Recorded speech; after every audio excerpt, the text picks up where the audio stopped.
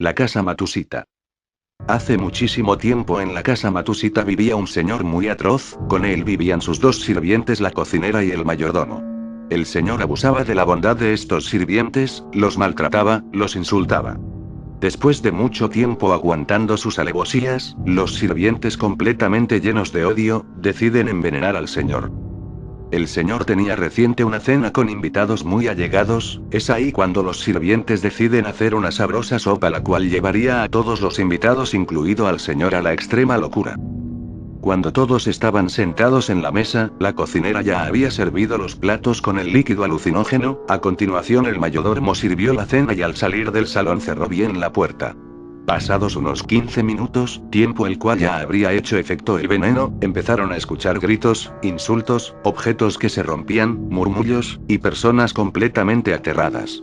Después de un largo escándalo, vino un silencio sepulcral.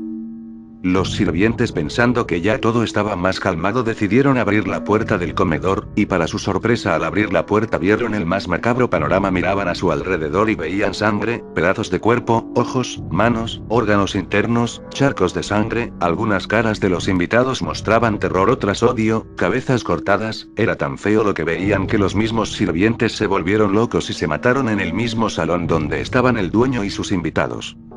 Se dice que desde ese suceso cerca de la casa se escuchan conversaciones, gritos, amenazas, tal cual pasó la noche de la masacre, y toda persona que ahí se acerca se vuelve loca reviviendo en directo los sucesos de aquella noche. Erika, ¿estás ahí?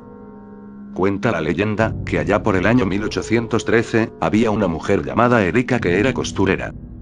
Era una mujer de unos 30 años que vivía sola en la ciudad. Una noche mientras cosía, llamaron a la puerta. Ella abrió, pero no había nadie, solo pudo ver que debajo de su puerta le habían dejado una especie de caja. Era una caja metálica y un poco oxidada, dentro contenía una preciosa tijera. Ella la cogió y fue hacia su cesta de la costura para guardar aquella tijera. De pronto tropezó, cayó al suelo y sintió un gran dolor en el pecho, la tijera se le había clavado. La pobre Erika se estaba desangrando, y no hacía nada más que pedir ayuda, pero nadie la pudo socorrer. Al día siguiente, sus vecinas, asustadas porque Erika no respondía a la puerta, llamaron a la policía. Finalmente pudieron abrir, y allí se encontraron con la sangrienta escena de lo que había sucedido aquella terrible noche. Pero lo peor fue, cuando todos sintieron un ruido en la ventana, se acercaron a mirar, pero solo era el viento, de repente se dieron la vuelta, y Erika ya no estaba. En la actualidad, se dice que si por la noche te pones frente a una ventana, con una tijera poniendo los dedos índices sobre la punta y dices Erika, ¿estás ahí? Ella te responde.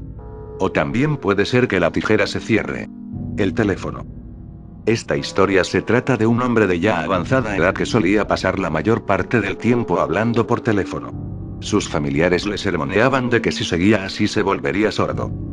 Un día, en pleno almuerzo, el anciano dijo: cuando yo muera, quiero que pongan un teléfono privado junto a mi sepulcro. Los que estaban junto a él se quedaron atónitos por esas palabras y no tuvieron reacción alguna. Esa misma noche, su esposa le regañó por el comportamiento que tuvo frente a sus hijos y le dijo que no lo volviera a hacer. Unos meses más tarde, el abuelo mostraba síntomas de debilidad, parecía que estaba a punto de morir.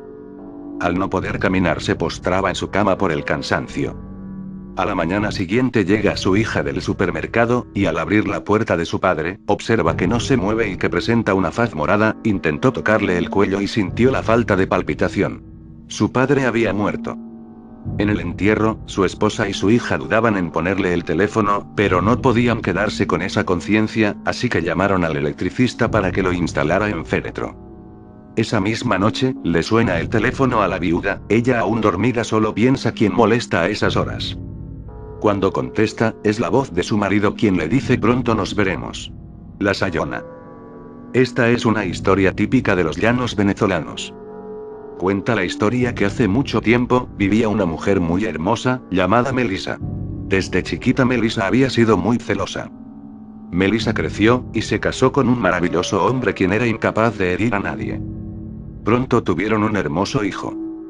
Pero en su pueblo, había un hombre de mala fe, mentiroso y mujeriego que se enloquecía por ella.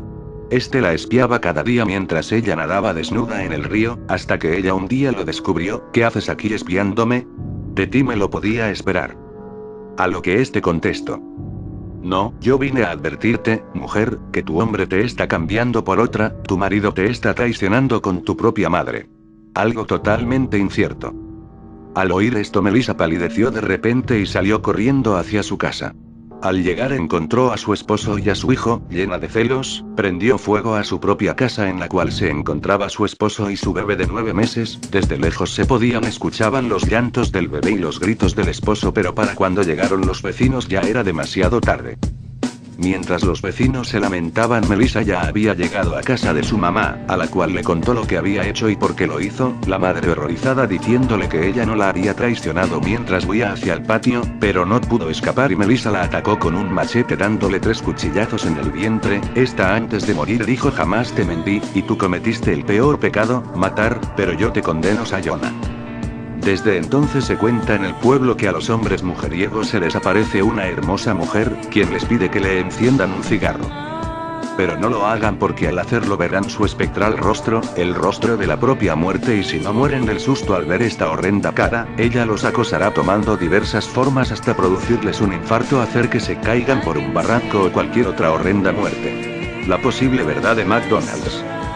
Un correo electrónico circulado en red sorprendió a todos aquellos que lo recibieron. Considerado como un fraude, la historia de Kevin Archer, de 3 años de edad, puso en duda la reputación del restaurante de comida rápida McDonald's.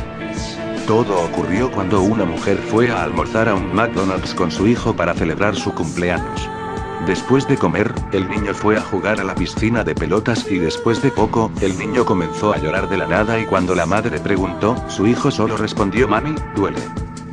Cuando llegaron a casa, la mujer bañó a su hijo y entonces encontró una pequeña roncha en su nalga izquierda. Cuando vio bien, descubrió que había algo como una pequeña espina debajo de su piel. Muy extrañada, hizo una cita para que le extrajeran a su hijo aquella extraña espina, pero esa misma noche el niño comenzó a vomitar y convulsionar hasta que murió. Cuando realizaron la autopsia y le extrajeron la supuesta espina, descubrieron que era la punta de una aguja hipodérmica que se había roto dentro y que el hijo de la mujer había muerto de sobredosis de heroína. A la semana siguiente, la policía llegó al McDonald's donde todo comenzó y quitó todas las pelotas de la piscina en la zona de juegos.